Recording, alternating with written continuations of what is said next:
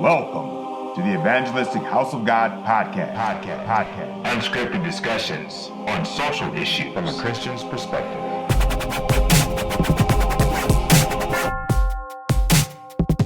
Hello and welcome to the Evangelistic House of God EHOG Podcast. I'm Pastor Rod Harris and this is Pastor Steve Harris. How you doing, Steve? I'm good. I'm really good. I'm ready, excited. Yeah, you know what? I'm very excited today. Yeah? Honestly, I don't know why. I just feel good about today. Maybe because I got up so early and got to the gym. I got my workout on and, had my son with me. I put the work on him, made him eat some weights this morning. Okay. So I'm feeling pretty good. Yeah. I'm pretty proud about, my journey there. Okay. Plus, we haven't had podcasts in a while. So I True. can just get right back into it. It's getting back into the mode. We gave Esther Smith the day off. Yeah. So we'll make her work double time when she does come back. That's right. We miss you, Esther. Yeah, so we got a good topic today.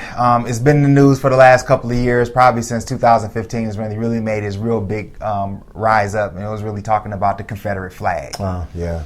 And we spend a lot of our shows talking about race relations and issues about race in our communities because we Black and we live it every day, and so this is what we talk about all day long. And so some of it we just saved to bring to this conversation so that you can hear some of what we're saying and you can get into a conversation along with us and post your thoughts and things like that and yell at the radio and your YouTube channel and say what you really feel about it too. That's right. And say whether we wrong, whether we right, whether you agree, we disagree. It's all good. Yeah.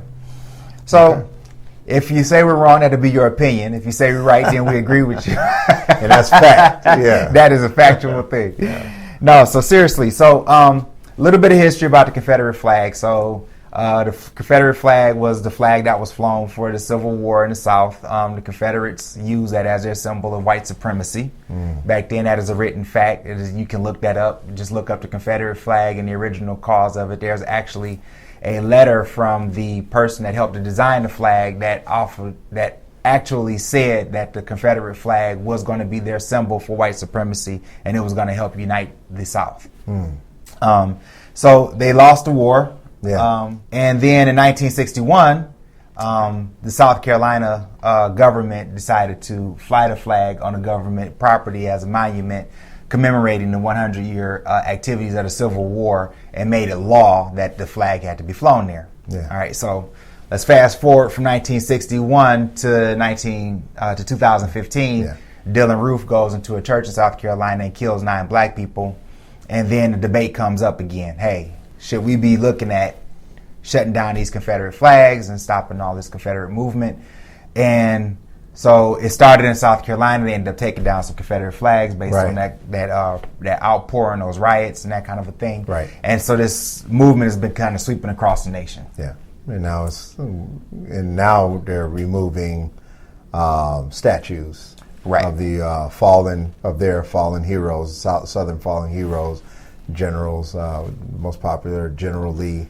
Yeah. Right. And a lot of those not the flags, but a lot of those statues are coming down all across the southern region. Right. And so you got a lot of, people that are angry about it. Yes. On one side of it, and other side of the debate is you got people that are saying, it's about time, and they never should have went up in the first place, and all that kind of stuff. And so we're going to talk about it a little bit. They took a poll in Michigan back in 2016 where they asked some questions about whether the flag should be coming down or whether they shouldn't and all that kind of stuff. And I got those results, and I'll kind of lean in on those. I'm stats man, so I'm always bringing some stats to these conversations because it's important that we actually talk about fact and what people really think.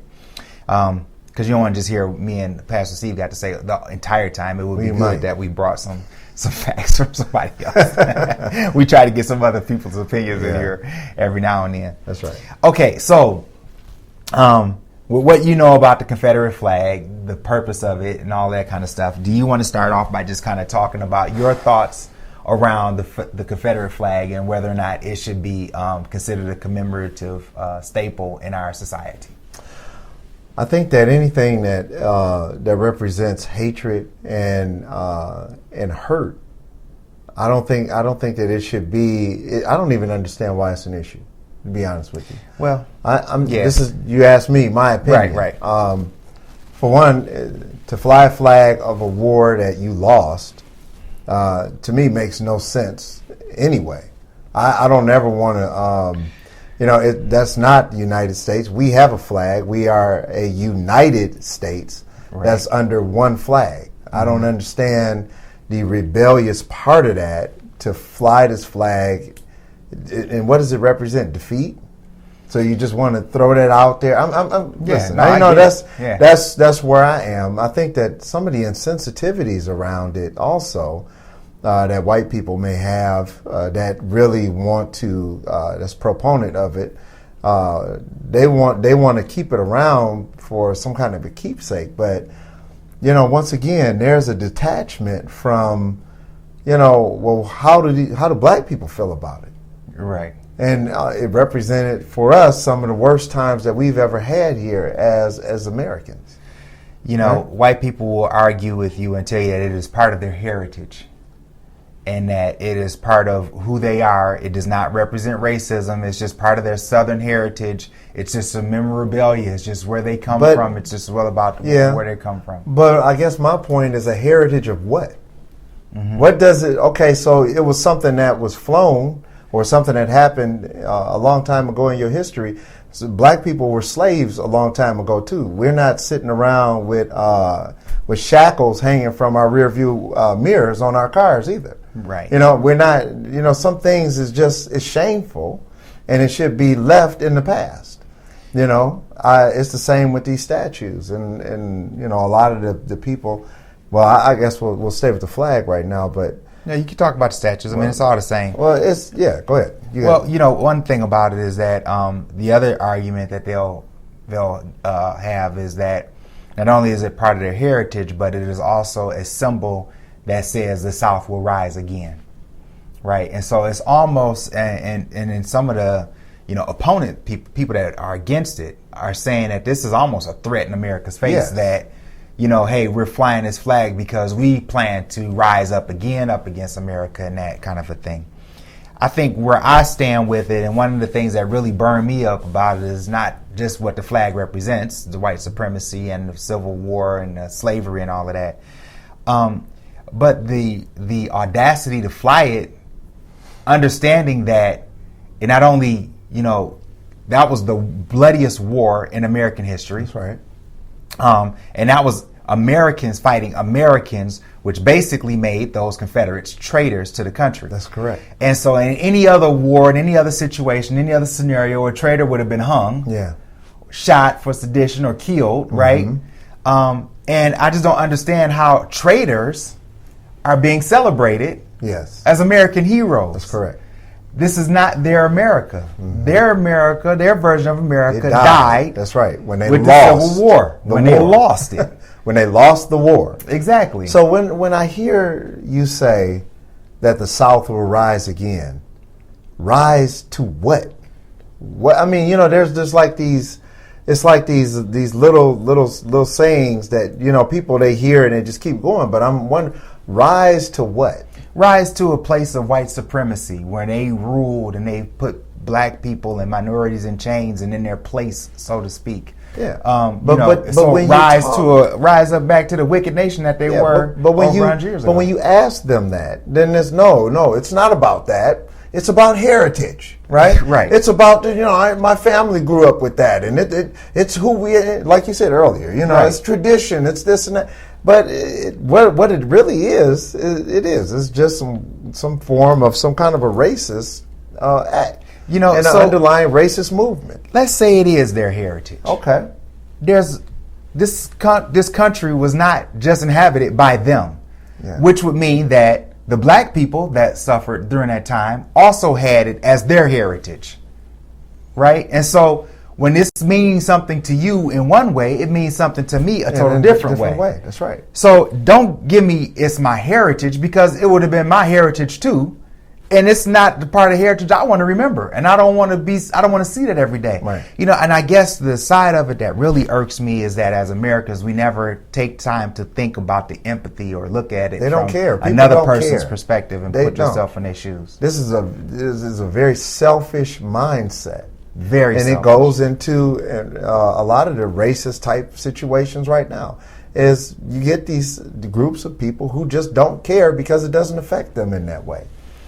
Yeah, it's sad because, I think what you'll find is that, and if people are really honest with themselves, they'll find is that racism affects everybody. It does. And it's not that it just doesn't affect white people. It affects them too. But some try to turn a blind eye to it. Yeah, well, if you think about the Civil War in the first place, I'm going to just kind of go back in a little bit of history. And, I'm not a history teacher, but I have done my studies. And the Civil War was fought by poor white people who had no choice to fight.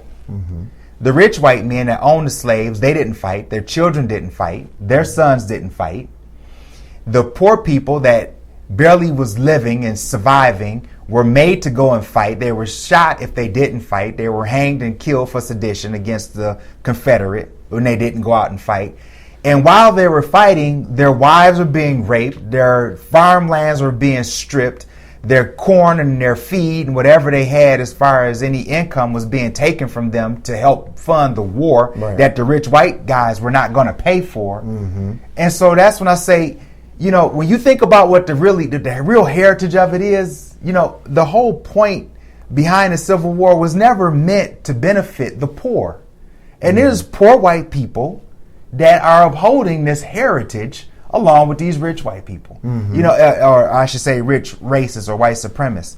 And it's always amazing to me that that you can be poor, you can be destitute, but for some reason you feel as if you need to be better than somebody, even if it's just a mental picture. I don't understand that. It's like you get more if you came together with the minorities and worked together as a group and came to our government with a cohesive plan to make sure that everybody had enough, than if you just fight against something that you will never get to see your portion of. And that's what I don't get. Yeah. I keep going back to this heritage, like you just said. I don't understand what it means to them. I'm just saying. They'll argue that, but I mean, but what is the flag supposed to represent? I told you. It's a failed mission. Yeah, it was something that was failed. It was unsuccessful. So, so we get back to those monuments. I got to get back to, I'm sorry. Yeah, no, I agree with you. And I'm going to throw this in there too because I think this is relevant. When you think about those monuments of Robert Lee and those slave owners and slave traders, horrible slave traders and owners. If we think about that, can you imagine Germany having a statue of Hitler right now? Saddam Hussein, they tore his statue down when they invaded Iraq. That's right.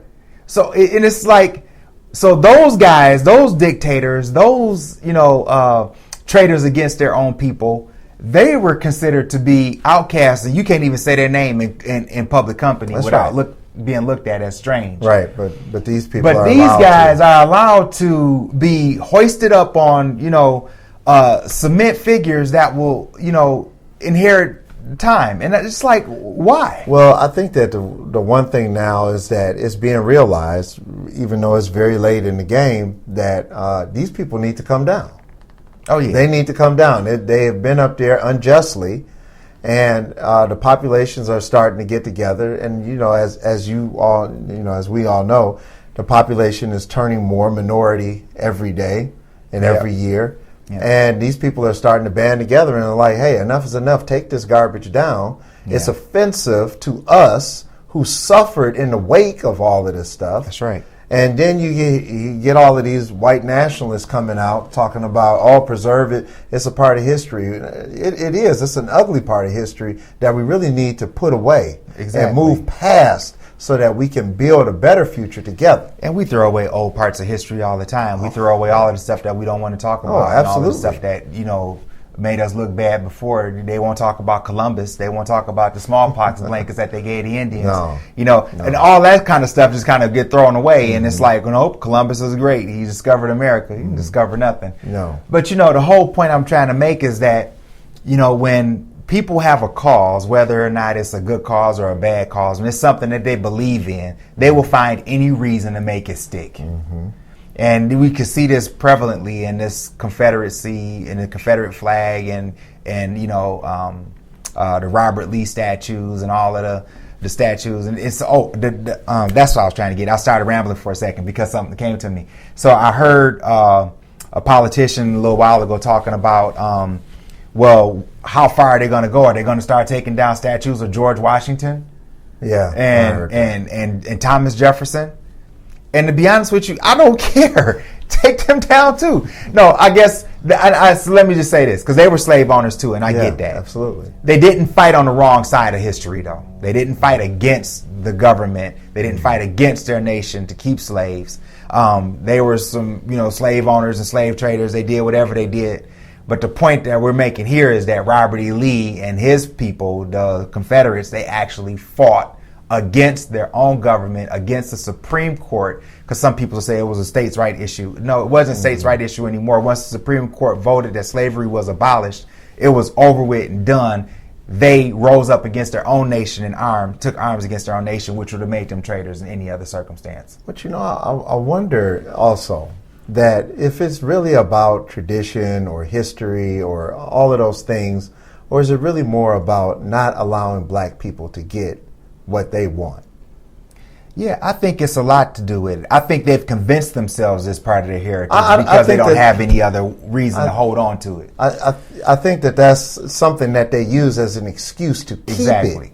Yeah, but I really think that because it's almost like there's this effort that well, if a black person says it's offensive, well, then now we got to think of every reason why we need to keep it, why we need to continue to go that route, you know. And I think that, and I know people, they'll oh, no, that's not it. But yeah, it is. Yeah. I think that's got a lot to do with it. And, and I just looked through history, and we talked a little bit about that in the last segment of how whenever, black people band together against something that has oppressed us in the past, that then there is this coming out against us and saying how wrong we are for doing that and all these reasons why it can't come down and why they shouldn't change things.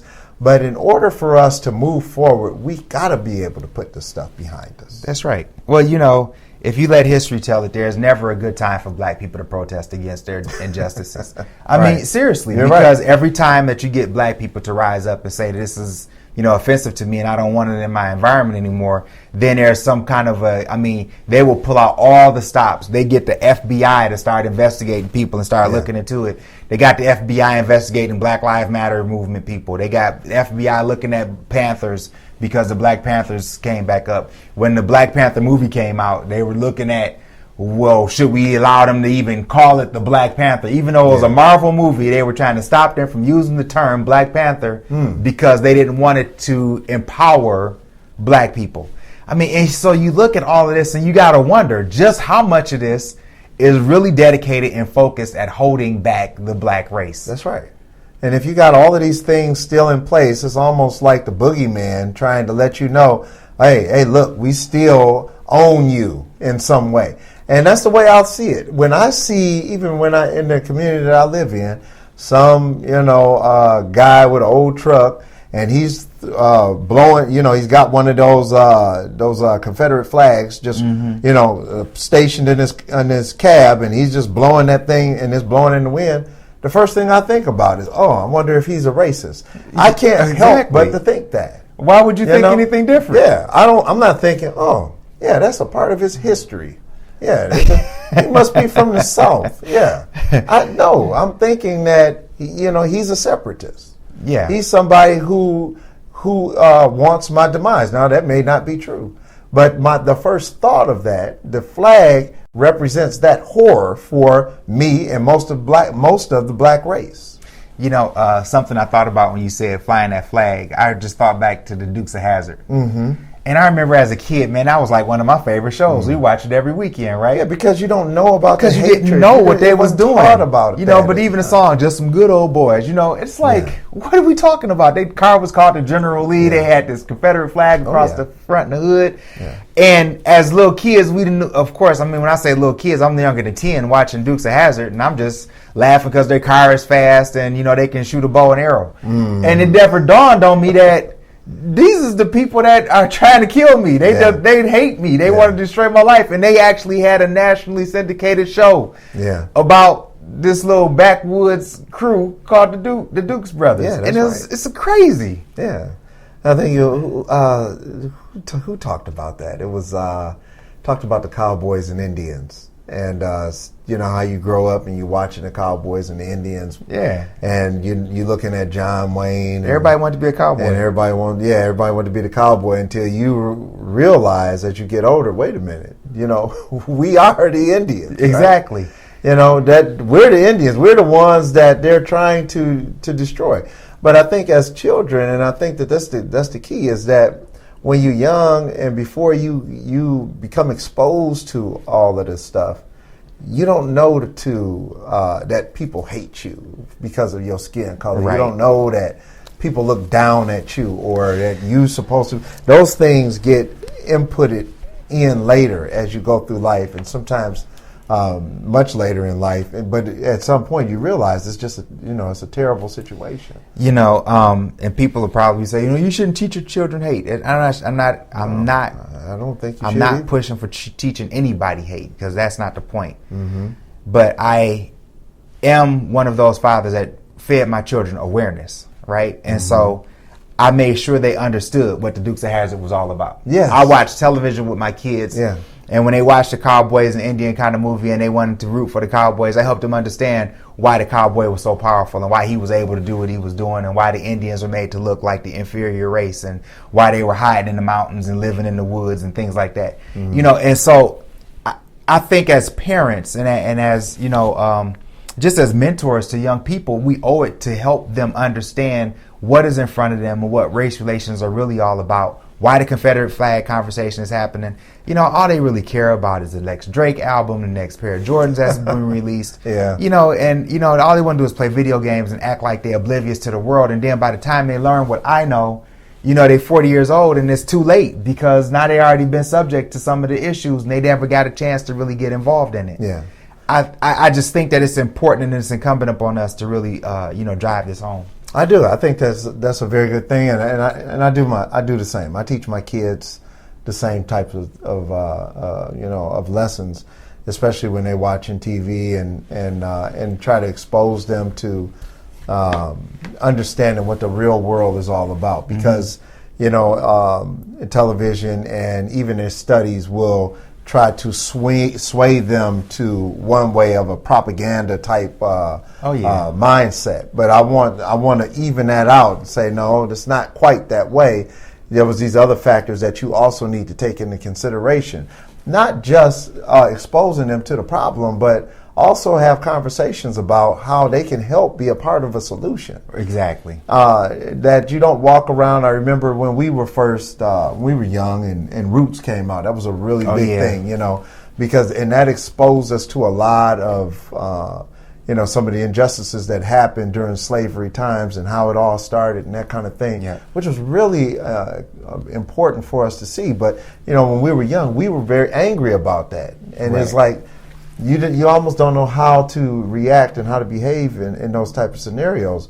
But one thing that I try to teach my kids is that there is a humane way in dealing with those kind of situations, where you don't run around and angry at the world and want to beat up every person. You don't want to be brought down to that level. Yeah, you want to be able to talk about it from an intelligent standpoint, and you want to be able to articulate yourself and carry yourself in a way and model the behavior that you want the rest of the world to display. So. That is a very important part of it. Is I remember being younger, and our mother, our bishop, our mom, she did that. That's her way, and she does it today. I mean, if we're watching a movie, if we're watching the news, if we're watching a conversation or anything, she always takes every moment to teach, and she's been doing that since I can remember. I've never remembered watching a movie with her or watching a program, even if it's a daytime talk show, where she didn't actually interject her vision and her points and helping us understand why things were the way they were. And then even adding that biblical sense to it and making sure that we understood it from a spiritual side as well. And, I think nowadays it gets so bad. I remember when Roots was reignited a couple of years ago, they put a new series of Roots out. I remember hearing kids say, I ain't watching that. I don't want to know about that. I don't want to watch that. And it's like, what do you mean you don't want to know about that? You don't want to watch that. You need to see it. History not found out and dealt with will be history repeated, and that is not what you need in life. I think it's important also when we talk about the youth and getting them involved in some of these situations here, I heard some young guys at the gym. My son was talking to some of his school friends. They were at the gym working out near us. And I heard them kept saying, stay woke, stay woke, stay woke. And they kept kind of like kicking it back and forth with each other. They thought they was kicking knowledge to each other. They had it all wrong. But they kept saying, stay woke. And after they walked, my son came back. I'm like, what do they mean when they say, what do they talk about when they say stay woke? So, I mean, don't get me wrong. I know what stay woke means. Yeah. But I was trying to drive a point home to him, and I asked him, I said, what do you think they're talking about? What are they saying to stay woke? He's like, they just need to stay. We got to stay aware. We got to be knowing what's going on. We got to know what's happening out here. We got to know what's going on with our people and this and that. I said, and then what? Yeah. Well, you got to know. You got to know. I said, I want you to think about the term stay woke in its natural sense. If I come in your room and I wake you up and I tell you stay woke, what happens next? And he's like, I get myself together. Woke. I said, yeah, you start moving, and you start getting in action, and you go get a bath, you go brush your teeth, you start making your day happen, you start making stuff going. And so I guess my point is, when I hear people saying stay woke and you got to stay woke, and they keep preaching stay woke without no action behind it. Stay active. Then once you wake up, then get involved, get active. Yes. Figure out how you can make a difference. That's right. And that's a big part of, that's the greatest part of staying woke. I like that. Yeah. I think that this is a very healthy conversation. I think it's the kind of conversations that we should be having more of. I think every time we talk about one of these race relations kind of topics, it kind of get me fired up. But what I really like is to understand how you feel about this too. This topic is very dear and near to all of us as Americans. I would think that you would want to do a little bit of research. Look up some of the facts I talked about the Confederate flag, the whole purpose and the meaning of it. Look up Robert E. Lee and his treatment of slaves and what he did during the Civil War. Because even during the Civil War, when they caught prisoners as an act of war, you're supposed to take them as prisoners of war. They were shooting and killing all of the black people, they would collect the white people for prisoners of war. But think about those kind of things and do some research of your own, and then hit us up and give us some comments and let us know what you think. Email us, write some topics down below, like this video, subscribe to our channel, and let us know what you think. Yeah, I agree. I was just going to say also, when you hear these type of subjects, don't be afraid to talk about them. That's what they're supposed to be. They're conversation starters. Give you a couple of things to think about. These are things that we talk about around the water cooler. We go home and talk and engage, your kids or your wife with, or your husband. These are good things that we need to get out and keep talking about them so that we can, circulate this and find out, what we can do to make an impact on this world. Exactly. How we can stop. One of the things that we do, this very subject came up while I was at work, and that's one thing that we do. And there's a lot of white people, a lot of black people, and it's good to be able to get both sides in, because usually there's a divide in the room. And the white people, they don't want to listen to what black people have to say about it, and black people is vice versa. But when you start to get in and they start to understand why it's impactful to me, why you feel the way you do, and we can be able to come together, and then there's some understanding. When we're able to put these walls down, then you can start to really learn about, what's going on out here, instead of having these, I feel the way that I feel and don't try to change my mind, and that's the end of it. It's not. No. There's a whole lot to it. Because if you really want change in this environment, the only way you're going to have to do is just one conversation at a time. You got to get to open up and get to know other people and get to their perspectives. And then just imagine what one conversation you could do if you could change somebody's way or the way they think about a Confederate flag from your perspective.